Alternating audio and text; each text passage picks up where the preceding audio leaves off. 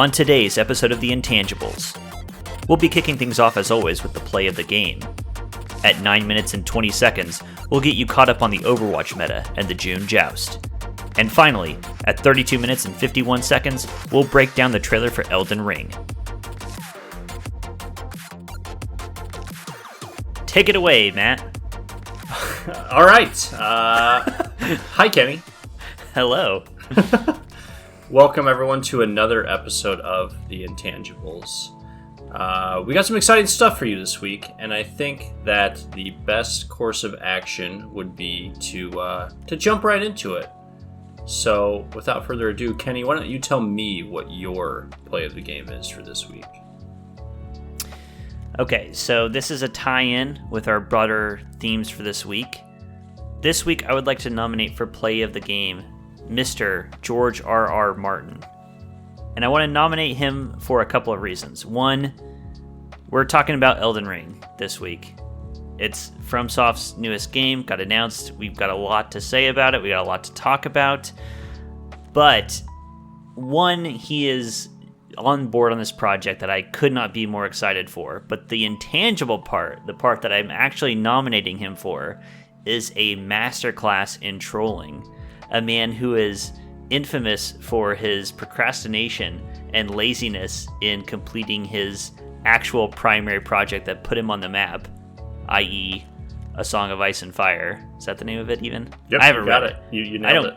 I don't care about it. That's the beautiful thing. That's true fan service right there. You got the whole overarching thing in there. You're great. Hey, I didn't even say Game of Thrones. But so the thing that the world is just pining for and just wishing he would complete, and he's just like, no, I'm going to get on board on this other massive project that's been in the wings for years. And he completes that first. I think that is just a beautiful masterclass in trolling the entire world. I love it. I could not be happier. As a person who doesn't care about the series, did not care about Game of Thrones when it was on HBO, it just, my Grinch heart grew 3 sizes that day.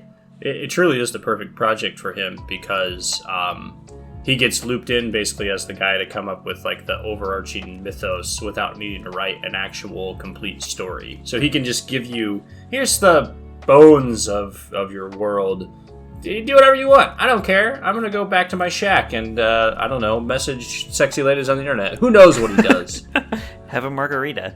I would say it's interesting because it's kind of a similar situation to the HBO Game of Thrones, where it's like he has these kind of big ideas and clearly is a very good writer himself. But in both situations, HBO Game of Thrones and Elden Ring, he sort of like pushed the boat off the dock. Here's some ideas, do what you want with them. In one case, he put them in the hands of man-children, and in the other case, he put them in the hands of Miyazaki, who doesn't even need this, but will take it and run with it, basically. Yeah, I'm pretty excited to see what exactly a George R.R. Martin mythos with the Soulsborne, with the Soulsborne finesse and history, what that combination can be. Got high expectations, but I think they can live up to it. Well, we'll see, and we'll talk about it more, I'm sure. Oh, I have no doubt. That's a pretty good one. My only argument against it is that George R.R. Martin is a tremendously tangible man, a man of tremendous girth and latitude. So that is my one knock against it, but otherwise, I think it's wonderful. Your gripe is that he is corporeal. Yeah, I gotta find something, because I think you're gonna beat me either way in this. Okay, we'll see. So, as you know, and as no other listener knows at this point, Veronica and I have been playing through God of War, the PlayStation 4 exclusive. And we did beat the main quest earlier this week. We were actually surprised that we had actually finished it. Mostly because it felt like towards the beginning of it intros the story, it gives you these side quests that kind of introduces you to, and then you can kind of choose to progress or side quest or whatever. And I don't know if we just missed a bunch of side quests, so we didn't notice them coming in, or if they didn't like present themselves to us. But we basically didn't touch any of those side quests, and we kind of ran through the main thing. Wonderful game. I'm sure we'll talk about it again in the future. But excuse me. I am going to give the play of the game to Boy, and in particular, yes, in spoiler alert. All right, spoilers, everybody. If you're listening to this and you haven't played God of War, turn it off. Turn it off. You don't want to hear this part. I mean, it's an old game at this point. It is, but I'll give you a chance. Like, this is not a topic you expected to hear on the episode. So again, just fast forward 45 between 45 seconds and 10 minutes. I'm not sure how long it'll be. Just go to the next segment, honestly. Anyway, I'm giving it to the Boy. And I guess really it's like the Boy's garb, because kind of what happens towards the end, you're in a fight with... the final battle is basically you are in a boss fight with Baldur, who is a god. He is the son of Freya, who you meet and become friendly with throughout the game, and you kind of find out later that Freya is actually his mother. His father is Odin, I believe, if I'm not mistaken. And so you're in this fight with this guy, Baldur, who is basically immortal. He doesn't feel pain. You've beaten the shit out of him like 2 different times during the game at this point. And in the very first encounter you have with him, you literally have to like basically kill him 3 times just to watch him then escape afterwards to, fight him later. But the Boy, while trying to assist you in this fight, because that's kind of his role throughout the entire game, is he is your assistant. He is there to help shoot arrows and kind of distract enemies and help you get through these fights. The Boy is like trying to distract him and he gets the shit beat out of him. He gets hit, and you think that there's this blood splatter that comes out of the Boy, like the Boy's gonna die or something here. But what actually happens is there's this little green... I don't even remember exactly what it's called, but it's this little green flowery thing that one of the dwarves who works on your equipment had given us earlier in the game. Freya told us to throw it away, dispose of all of this stuff. It's dangerous. But he was still wearing one that kind of held his cloak together. And when Baldur punches him, he punches that, and it's a substance that makes him mortal. So through the Boy's, trying to help you out, he inadvertently gives you your winning scenario, basically. It gives you your win condition for the fight.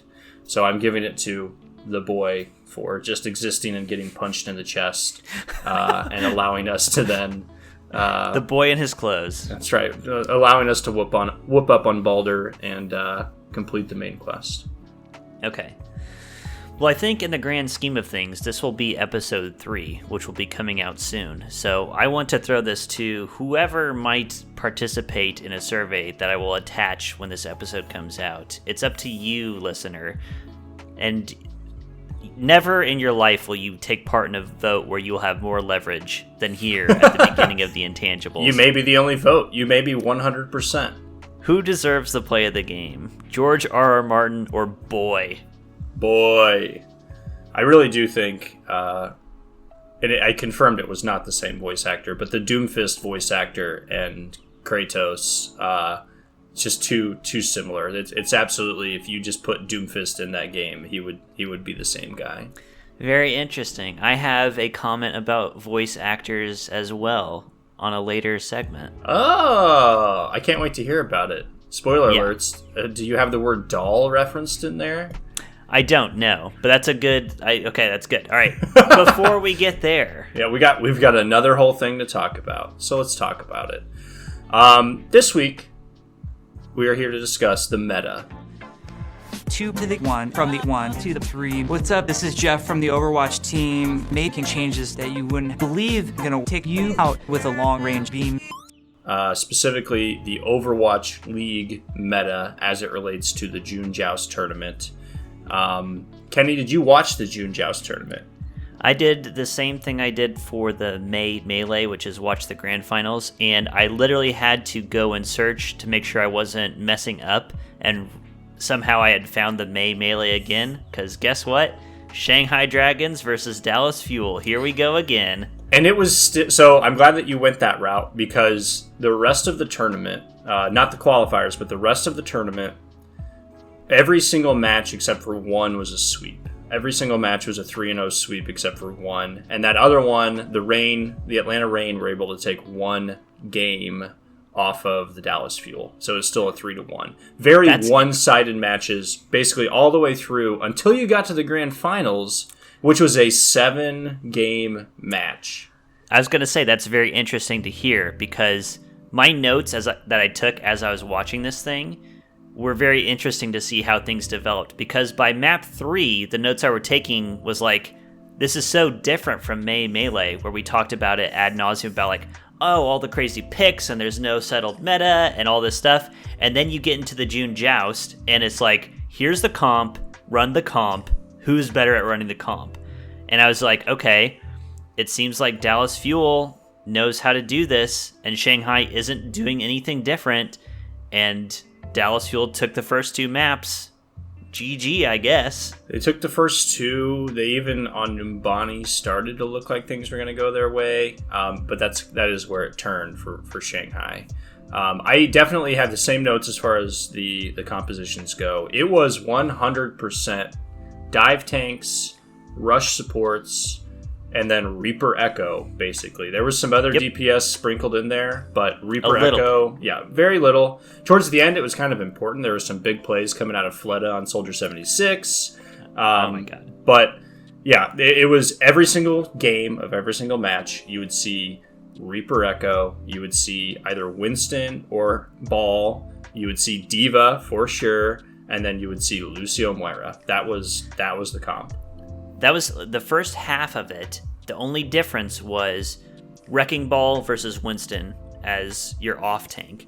And then about halfway through the series, they realized, oh, Wrecking Ball is where it's at. And then it just turned into exact mirror comps, basically the whole way through.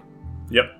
Yeah, and I was thinking to myself, obviously we've got the hero bans in place here, which I think impacts that finite comp a little bit more than the Melee. You know, there was no Reinhardt, so you're missing one of the big main tanks of the game, right? I imagine if Ryan was available with that rush comp everyone was playing, he would have been out there. It would have looked a lot different, yeah. And then of course DPS, you've got Sombra and Tracer both out. Tracer being out is like huge, because that was such a big component of the Melee between these two teams. Yep, and I think even Sombra was played in certain scenarios decently heavily. So it seemed like the choices for the hero bans were good in the sense that they were definitely taking out pieces that these teams were used to playing with.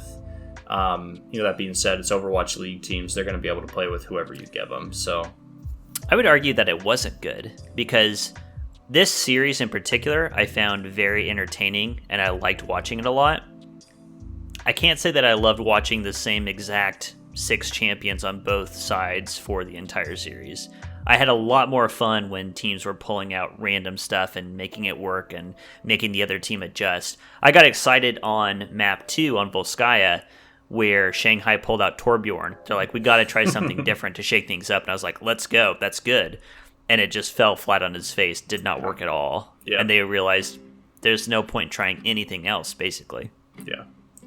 Yeah, and it was funny. I watched a lot of the qualifiers, too. And it definitely was not, especially early on, refined into this exact. It was going to be these, 6 heroes played in every match. But yeah, clearly it was settled that this is the best you can play with, and this is what everyone's going to do. Yeah, I mean, my biggest notes, honestly, other than the comps being that, I think DPS in general still have such a big impact in the outcomes of these games. Watching Fleta on Soldier 76 at the end of Eichenwald, which is map 6, just doing the thing, like winning those team fights for his team. I imagine you were getting fed great. Up with just still continuing to watch Echoes duplicating all day long, and basically just seeing anywhere from 2 to 4 divas on the battlefield at any one point in time. Yeah, there were multiple times where it's like 3 diva bombs going off at the same time, and I'm just sick of it. She has no, like, what are her weak points? Can you pinpoint, like, how do you attack an Echo? No, there's really not any. I think they're still trying to tune her. You know, they increased her ultimate cost by 15%, which clearly doesn't seem to have a big impact in pro play at all. It probably sees more impact in our level of play, where the Echoes we play against can't build their ult up as fast. But I don't think it's enough still. I think they could increase that more and nerf something else. Because yeah, she is literally just seeing 100% playtime. You don't play a match without Echo on the team.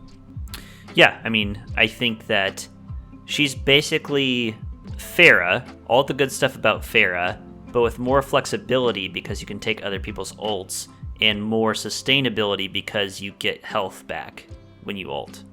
Yeah. So you can't do that. That's not okay.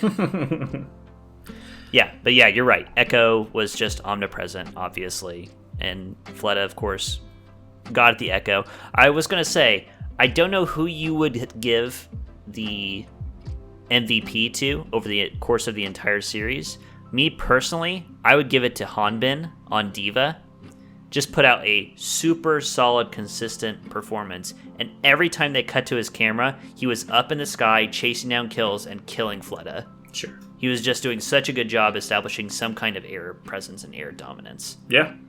That's a good question. I don't know who I would even put on MVP. I would almost need to go back and watch again to really settle that down. Fleta, for whatever reason, sticks in my mind. I know there was a lot of... He always does. Yeah, exactly. I think from the DPS duos against each other, he was above and beyond anyone else. You know, Sparkle is usually a tremendous DPS player, but for sure. Fleta stood out to me amongst those four. So Lip popped off too, though. Yeah, I mean both the teams are stacked. They're obviously very good teams. I will say this is a very exciting. Like, this season is very exciting. Seeing these two teams just constantly clash against each other, it makes for a really good story. Yeah, and the fact that both of the big grand finals matches have been they've been good. You know, it's been fun to watch the teams go back and forth. It hasn't been one-sided. So, yeah, hopefully it keeps up. I'll say, too, with this season, we've seen more Reaper in this competitive season than, ever before, basically. And I think I'm guilty of this, too, of thinking that Reaper is, a very simple champion, which he is. But watching, for the first time seeing a lot of pro-level play of Reaper, when they cut to his cams, seeing people flash their camera up to a tiny little ledge that I didn't know existed and teleport up as they're falling through the air. There's a lot of nuances that I didn't realize existed with Reaper. It is really interesting to see the pros all playing him, because it definitely is different than what we're used to, where it's just a Reaper walking into your front line, mashing his gun, and doing the thing. There is skill involved, and it's funny, I feel like the Reaper playtime always goes up when rush comps in general go up. I wouldn't have been surprised to see Mei in Reaper's place a little bit more, but it seems like Reaper just must be in a better spot. But having that combo of the speed and the kind of what's the word I'm looking for? Well, the speed from Lucio, the group healing you get from Moira on top of his own health steal. If those three characters are near each other and helping each other, it's hard to kill that Reaper and get rid of him. He can do a lot of work. I think also if you reverted his range buff on his auto attack, that might take him straight out of the meta. Yeah, that's potentially true. I know they reverted that back a little bit, I'm pretty sure. So it's somewhere in between where they maximized it. But not to its original. You have to be in someone's face. Yeah, it's somewhere in between, yeah. I definitely saw him getting headshots on people that were that wouldn't happen. A good touch away, yeah. But I would recommend to anybody who is a fan of Overwatch to watch at the very least the grand finals, because it is very exciting stuff. Edge of your seat all the way to the very, very end. Very exciting. Yeah. I mean, it was Dallas wins Lijiang Tower. Seems like they win it handily. Not gonna have any problems. Volskaya, kind of the same. They run it through Volskaya. They have 4 minutes and 20 seconds left That's what I have a note here that from Dallas Fuel. We have the meme of we never lose on Lijiang. Dallas, their meme is we never lose on Volskaya. This season, coming into this, they were 7-0 on Volskaya, and they pick it every chance they get. Yeah. And after this, they were 8-0. Like they literally never lose on Volskaya. So they clearly know something. They know how to play that map.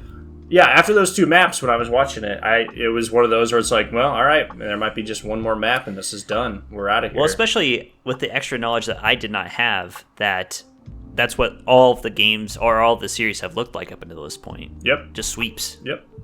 And then Numbani, it's a fight. I don't think anybody, nobody actually finishes the map. No. So Shanghai just has to get it past, basically get it to point 2. Or just before point 2 in order to win, and they're able to push it through in overtime, if I recall correctly. Yep. Rialto, the Fuel take that one. So again, now we're in a position where it's like, all right, the Fuel might be able to take this. It goes to Busan. Shanghai loses the first round of Busan. Yeah. I was going to say, Rialto, a quick highlight here, Void on D.Va gets a 5-man D.Va bomb at the very end to secure it, which was really cool. It's ridiculous. Yeah, there's been so much D.Va play, and so many, those kind of plays are not the things that you would see in normal circumstances, right? I want to go back just a minute here, because in a previous episode, I think the previous episode to when this will come out, we talked about D.Va and the changes and the call mech stuff, and I was thinking about it more, and it's like, their switch, their patch where she does 250 damage in an AoE when she called mechs, that is like a solution in search of a problem. Because D.Va was in a fine spot before they did that, right? Oh, yeah. D.Va's always been played. Well, so I think an interesting thing about this, too, is that they originally put that change in with, the April Fool's tournament. If you remember that crazy patch where they did a bunch of random shit to champions just to kind of see what happened. Sure. And the way they even phrased it, in their change made it feel like a meme where it's like, oh yeah, D.Va's had a tough time being staggered, so we thought we'd give her a tool against that. Here's 250 damage to anybody who's within X meters of you. So it felt like a meme even then, but they stuck with it. So that was clearly a change they wanted to make, that they're like, let's put this in the April Fools as like a gag. Yeah, seems like it. It feels like a fucking April Fool's. I mean, there's definitely streamers out there who are having fun just, trying to catch people with that and put it on their YouTube videos. Like that. It happened in the grand finals. There were a couple of D.Va remake kills. Sure. Well, yeah, especially when you've got Echoes who are potentially trying to get those same remake kills too. It's like ridiculous. At a certain point, when you've got the enemy team's got 2 D.Vas and there might be a D.Va bomb out and a one who's trying to remake, somebody's going to lose sight of everything and get smashed by that. So that's Rialto. Then map 5 is Busan. Yep. They lost, so yeah, Shanghai loses the first point, but they rally back to win the next 2. Take it to a map 6. This is that Eichenwald situation where Fleta with 76 comes in to help them finish out and get through that final point. Gets a sick tack visor off, gets a bunch of kills, and then Doha counters back with a Death Blossom, kills all of them. That overtime goes on for 4 minutes straight, but they can't get to the end. It is funny to see with the current state of things how the ults right now that you're seeing a lot of are the ones that are flashy and you experience when you're early in the game, and they're team wipers, but you're not really used to seeing them in Overwatch League as much. Yeah. Just D.Va bombs everywhere, Death Blossoms everywhere. They don't get everything. They're zony. Yeah, definitely. I was going to say, at the very end of that map on Eichenwald, Sparkle goes to his signature Doomfist. Uh-huh. I just want to see as much Sparkle Doomfist as I can. As soon as he went to it... It is pretty nasty. He went to it in desperation to get the second point, and he just stayed on it the entire time and was just doing so much work. They put the cam on him. God damn, I just wish that he could just let him loose, let him off the chain, and just punch people. It was so satisfying. I feel like he started as Doomfist on another map, too, very briefly, he did. And switched off. And I guess maybe you can't, but God, I just love seeing that. He's definitely one of the fun heroes to watch in general, right? Just Doomfist's playstyle is so unique compared to everyone else that yeah, it's just kind of cool to watch. And then the final map was Junkertown, which everybody hates. I don't know anybody who likes Junkertown.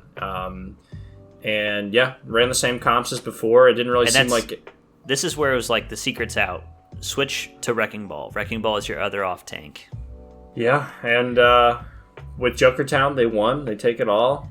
It felt like at this point, like Shanghai just completely they downloaded Dallas. They understood it. It's still exciting, but they had it well in hand at the end. Yeah. It didn't seem like there was ever a moment of uncertainty really during that last map. Such Even a Eichenwald swing from the beginning.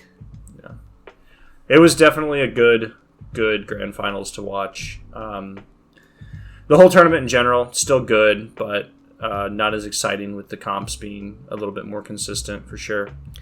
So do what I did. Watch the grand finals. That's right. And you know what? If you haven't gone back and watched the May Melee grand finals, watch those first and really build it up. Yeah. And they also, you said they face each other before those grand finals in like the winners qualifiers?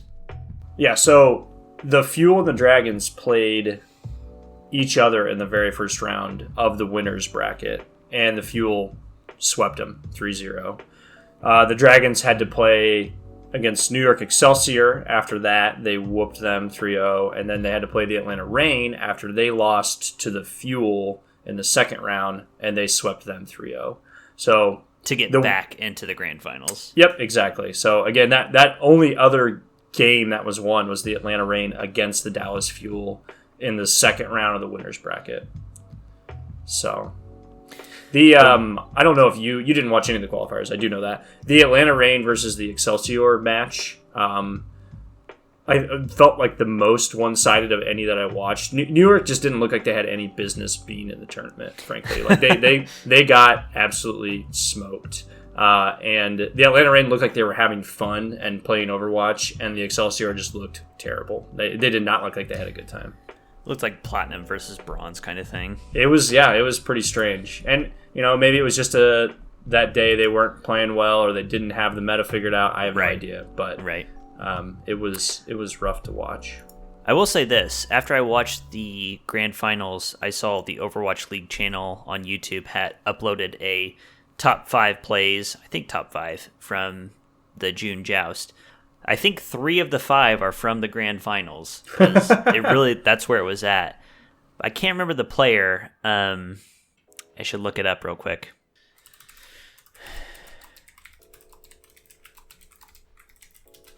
Pelican. Yep. Oh, yeah. Stream it to me. Oh, you want to see? I mean, you're going to talk about it. I'd love to. All right, let's do it. Pelican is a boss of a DPS player. I know that. So they were saying he is like the best Echo player in the world, which is a good place to be right now. I think he was a Pharah player originally, which would compute for being a good Echo player. It's like if you were a good Pharah and you have a good understanding of the game, you're set. You're good to go. Yep. All right, let me see. It is funny they nerfed Pharah and whatnot too, and she's not as viable, but they just basically gave you a better replacement. Yeah, exactly. Are you ready? I'm ready. Oh, I did see this one when I was watching this match.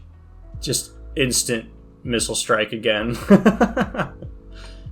And he gets Doha with the stickies. Yeah. Yeah, Echo's busted. He's also good. That's what makes me mad, though, because what makes that play exciting is the incredible Doomfist play, in my opinion.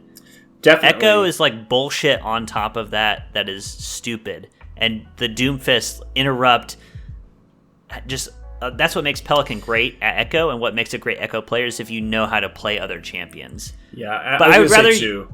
Yeah, go ahead. The cancel on Moira's Coalescence ult is huge. Just punching her into a wall, killing her. That was tremendous.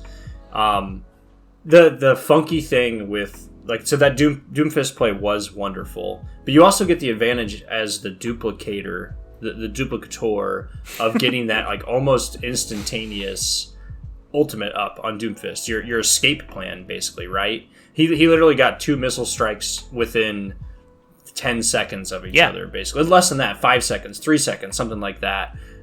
which further makes that ability when you're on Doomfist, it makes it that much more viable to be playing him, basically. Well, it's gross. I mean, Echo's ultimate is a get-out-of-jail-free card. You duplicate a Doomfist, which gives you build up an get-out-of-jail-free card. You immediately build up another one, get-out-of-jail-free card. They kill you, or you walk away, get-out-of-jail-free card. Like, we need a whole episode about how Echo is busted, but we don't have the time today. We should do a shit on Echo episode. We can talk for 45 minutes about all of the things we hate about Echo. Oh my god, is that enough time to contain what I have to say? The funny thing is, like, I enjoy playing Echo when I'm playing the game. Like, when I play damage, Echo is one of the probably 3 champs that I do play. I think you're smart. You're doing the right thing. And it's something I don't do enough in these games that I play, which is play what's busted. I need to do more of that. Yeah, that was like Sigma, too. When Sigma first came out, I played the shit out of him. Because he was really fun.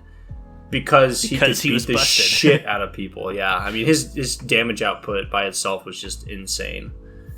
Oh, man. Overwatch. All right. That's enough about the June Joust. Great series. I'm super looking forward to how this rivalry develops. We'll see where it goes. Yeah, same. I really hope that there's some more teams that start to show them up a little bit, too. You know, I'd like to see some more contenders in there. I feel like they've got too strong of a presence so far through the first 2. I would be fine with either. If the whole story of the season are these 2 titans just, like, Kamehameha, like, punching each other, fine. If other people rise to the occasion and challenge them, that also would be awesome. Yeah. So I'm pretty easy. Easy like Elden Ring. All right, and with that, we're going to move on.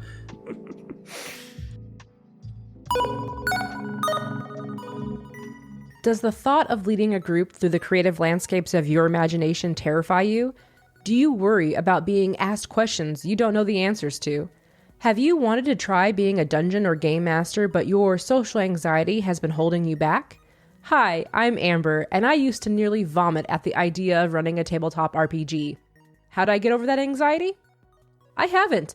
Surprise! I'm still an anxious mess, and you can listen to all of it on Shapeshift, where I've recorded 80% of every game I've ever ran. Over the last 4 years, I've run a ton of indie one-shots like Casketland, a weird Western horror game, to my first ever campaign using Ryutama, a Studio Ghibli-like exploration-focused game. Follow me through my journey learning how to GM and to live with my anxiety. It doesn't go away completely, but it does get easier to manage. Go to geekspective.com to find out more information or find Shapeshift on wherever you listen to your podcasts.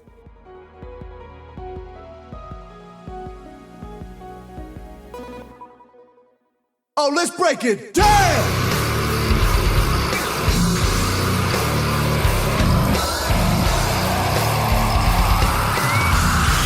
Why are you so angry?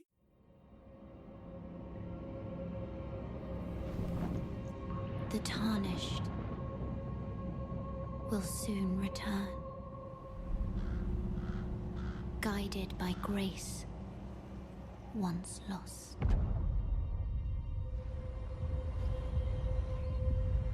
The Golden Order is broken to its core.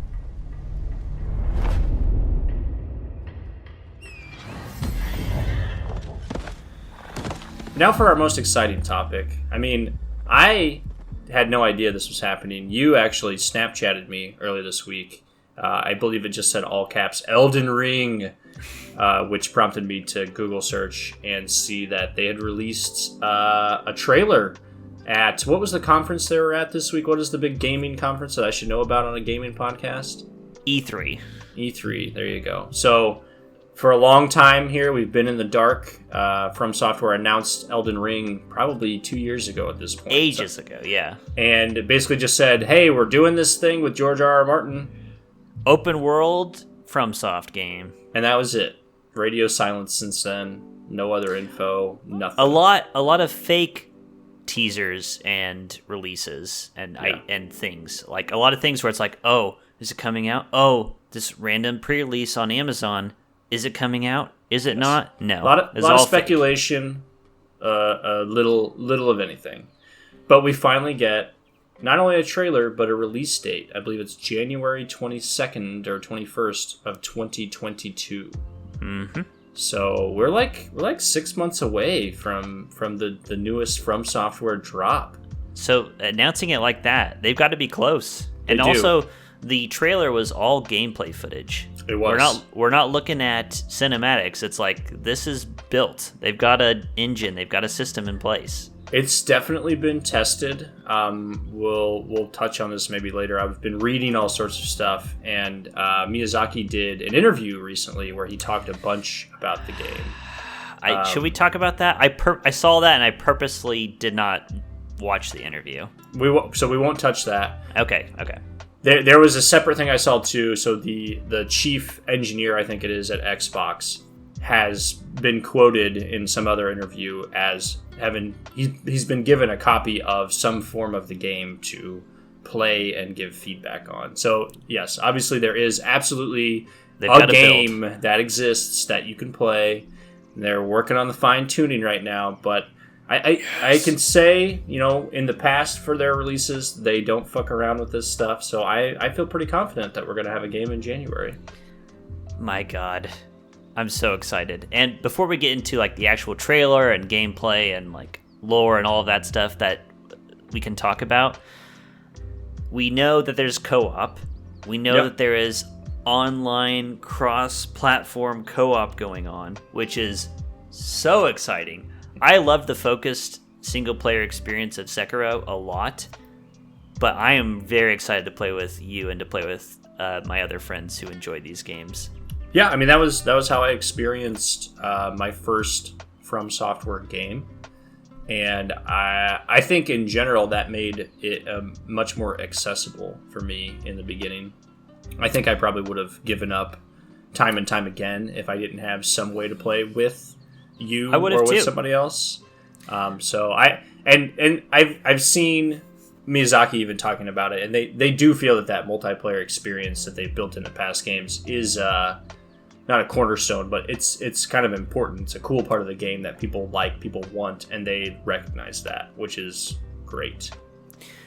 And it's also in our personal experience. It's not like when we play co-op Bloodborne, let's say, where it's like, now it's a walk in the park. Now it feels like an easy game. Some of the bosses are like borderline way harder, more difficult, because you can't really fight them with 2v1 like actually at the same time. I'm very excited about that. We get an opening shot of a gauntleted hand on the ground that's being roused by a horse's nuzzle, which is very like Aragorn's horse in the Two Towers kind of thing. And we cut to a different shot of a woman's hand, stroking the mane of the horse. And we get the figure we all know and love, female level up figure, I presume, is who this person is. It's the doll, Then you get the voice that comes in, right? Oh, good hunter, chosen undead, whatever. I'm pretty sure that is the very first spoken line in the trailer, is that woman, presumably's voice, talking about the tarnished. Yes. Which, I mean, this can't be any kind of stretch in the least bit. That is our name. We, as the PC, we are the tarnished. We are the chosen undead. We are the good hunter. The hollow, whatever, yep. Exactly. The ashen one. Exactly. So we're the tarnished in this. I get it. I'm shitty, One detail I wanted to point out about the woman's hand stroking the mane, it is a hand with a ring upon its finger. One ring to rule them all. It's definitely, we get that right off the bat. It's subtle, it's quick, but it is a ringed hand. So, maybe that's the place that we can start talking and see where that goes. It's called Elden Ring. What do you make of that? There is some line, I feel like, that this same voice says towards the end of the trailer that talks about... I might be confusing this too, but I swear that there is a line where they kind of tie in this Elden Ring with becoming a champion, becoming a lord of some kind. How else is a champion or a lord to be born? There you go. And so I don't know if the Elden Ring is actually a ring at all, or what it actually physically is, if it's something tangible or not. But I think, based on the little snippets of dialogue that they gave us there, the little bit of info they sprinkled in, that it has something to do with this lordship, or this championing this cause, whatever the hell it is. I would agree. So From Software has a very clear and pronounced habit of taking inspiration from other works and doing their version of it, the FromSoft version of it. So, you get the Dark Souls series, which are Berserk, but FromSoft. You get Bloodborne, which is Lovecraftian cosmic horror, but FromSoft. You get Sekiro, which is a bit broader, just kind of Japanese folklore, spirit mysticism, and ninja stuff, but FromSoft. And I think Elden Ring is going to be very pronounced Tolkien, but FromSoft. I feel like that's what they should name their next game, is whatever they're modeling after, but FromSoft. I'd still buy it. I would. I'd be there 100%. I think that's what this is going to be, is something in the vein of Tolkien. I am a English professor by trade. I studied English in college. I remember taking some old English classes where we touched on the stuff that inspired Tolkien. And we talked about that stuff where he was inspired by real-world things like ring lords. You have the ring wraiths.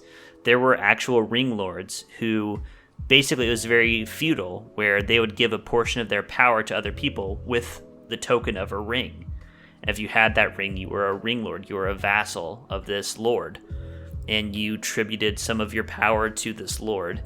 I think that they're going to take that basic idea and play it up in their style. And I was going to say, obviously, rings are a very easy theme to pick out here. Another theme that very clearly stands out in this trailer is vessels, as in, there are, giant clay pot urn creatures. Mm-hmm. There's some kind of boss with a big urn planted in its head with fire embers that are, pouring out. There's, the big rock turtle bell guy who's kind of a vessel in a sense, too. Yeah. So I think being a vessel for something else or someone else also plays into this same Tolkien-esque Old English ring lord idea, where you are a vessel for somebody else's power. Interesting. In the same token, this is not a hard theme to see in the trailer. You can see it very easily. Hands are a theme. Yeah. The very first thing we see is the gauntleted hand, and then straight after that, a hand stroking a mane with a ring on it. There are creatures that are made of hands, including some kind of boss that some we see the giant tarnish hand boss, right? Yeah. Yeah, a kind of master hand. Yeah, it looks like scuttly thing. But yeah, exactly. So there's obviously hands play a big role, and of course, hands have lots of fingers, and what can you place on fingers? You can place rings. So maybe creatures in this world, in the attempt to wield more and more power, more and more rings, are trying to acquire more and more hands. It's like eyes. It's like eyes in Bloodborne. Eyes on the inside. So that's a good segue. I don't want to cut you off if you have something that you want to talk about. No, please continue.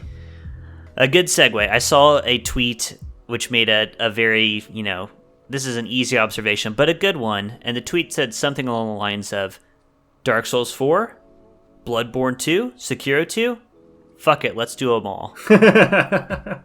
And if you watch the trailer, if you watch the trailer and you told me this is Dark Souls 4, I wouldn't have even blinked. I would have been like, sure, I'd buy that. There's a scene going into Sekiro 2. I think it's the first scene where you actually see the playable character, basically, and he's walking through some grass and stuff and looking over a cliff. And it's it feels like it's just a scene from Sekiro. It feels like it took you from the arena where you fight Ishin at the end, and it just puts you right back there.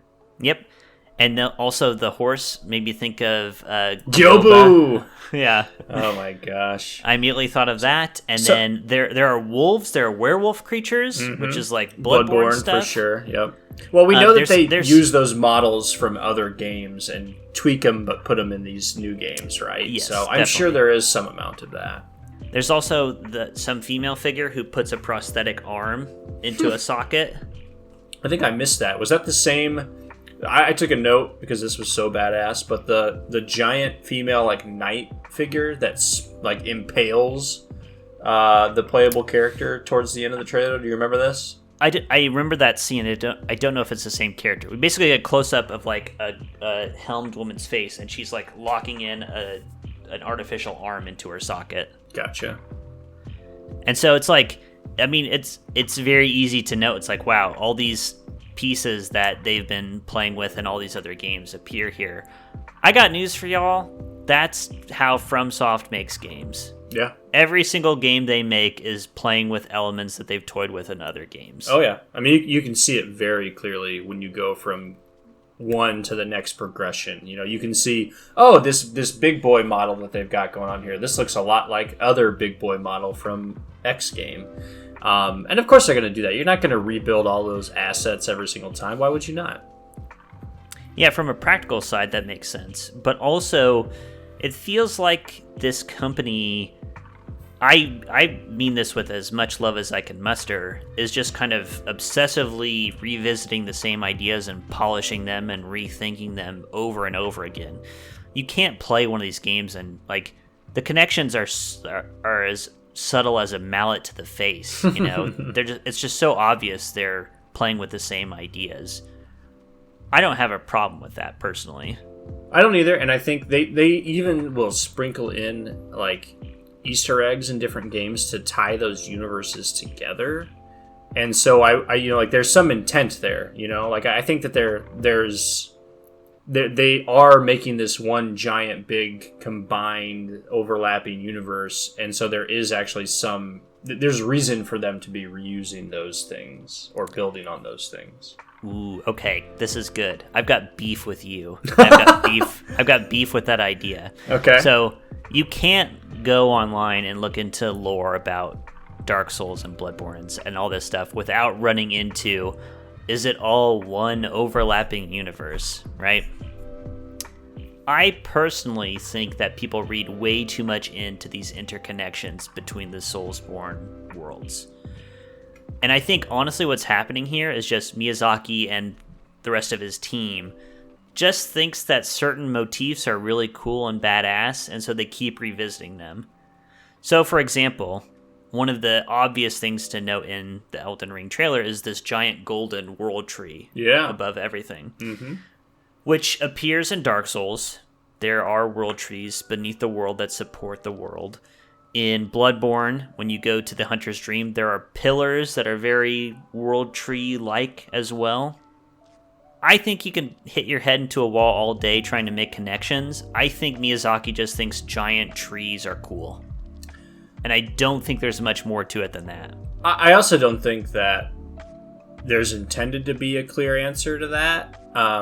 I was reading a quote from Miyazaki today about this game and about his interaction with George R.R. Martin. And I can't remember the exact quote, but essentially he was saying that he's trying to explain what George R.R. Martin's piece was in all of this. And he was essentially saying, we used him for the mythos, for like the lore, the general lore in the background that kind of supports everything. But we didn't want to have a defined specific story, much like our other games. As they never do, yeah. Right, and I think that, like, if you take that and you just plop that into what we're talking about here, it makes a lot of sense. Again, there's not a concrete answer. There's not a specific answer to it. But the idea that it could be, and that you've got these little trinkets that make sense, is kind of what they're going for. It's like, oh, you can wonder about that. You can make sense of it if you want to. No one's ever going to tell you yes or no on that. It's going to be left in the dark forever. And which is perfect. You, me, and all the other hairy guys on the internet can talk about it for years and years to come. And we'll love it. You know, like, it makes the game that much more interesting because you just will never get that answer. And so you're just going to talk about it and talk about it and talk about it and beat it into the ground. And the game will live on so much longer because of that. I don't want an answer. Exactly. I would be pissed if they came out and be like, it all is one continuous world. Even if they told you what you were thinking and what you hoped for, it would still ruin that experience, right? It's you're finally looking at Schrodinger's cat and you don't want to see the cat. You don't want to. Well, I think this is why George R. R. Martin is actually the perfect choice for this project of like expounding lore with no end in sight. Yeah, like I agree. Was made for this kind of project. I absolutely agree. He can just dump you a bunch of information that you can use in some way, but he's not going to tell you specifically this is how history happened, and that's perfect. Right. It works out wonderfully. Well, I freaking love it. I can't wait. Well, I can't wait. The anticipation is going to be incredible. Yeah. I want to touch on just like the world in general, I guess. Did you get I got a vibe from looking at that trailer and looking at the gameplay they showed us of the world being like pretty substantial. And I'll be interested once it comes out and once we're able to play it, how it compares to other games. Other FromSoft games specifically, but it seems like genuinely it is going to be a big old, like they give you a horse now, you need a horse to travel. It seems like it is going to be a big old space to explore. I got very in my mind just watching the trailer, it felt like what if FromSoft did a Breath of the Wild kind of game. I love that. Where there are exactly where my head was. Yep. There are things to do, there are quests, but it's not like other Souls games where there are paths to take, right. Literal paths in the map to take. You can roam about and do things as you see fit, and it's much looser than previous Souls games. I am down for that. I'm excited for it. Yeah, I think it'll be a cool twist on what they've already done. Right. I'm definitely interested in seeing what people who are so zeroed in on building intricate, involved maps with paths, what they will do if you open things up. Yeah, I don't know. It'll be an interesting experience. I definitely did get the same Breath of the Wild vibes, and I think it'll just be Breath of the Wild is great. Love it. I think this will be that much. It'll be that, but FromSoft. Yeah, exactly. That's what the name of this week's episode is. That, but FromSoft. That, but FromSoft. All right, I think that's where we're going to wrap up today. Thank you, everyone, for listening to The Intangibles. I have been Kenny. I used to be Matt. I still am Matt. And you can find us on Twitter. I'm at Wolfmere, and if you tweet at me with #TheIntangibles, I will see your tweet and respond to it. Until next time, we'll see you later. Bye-bye. We love you.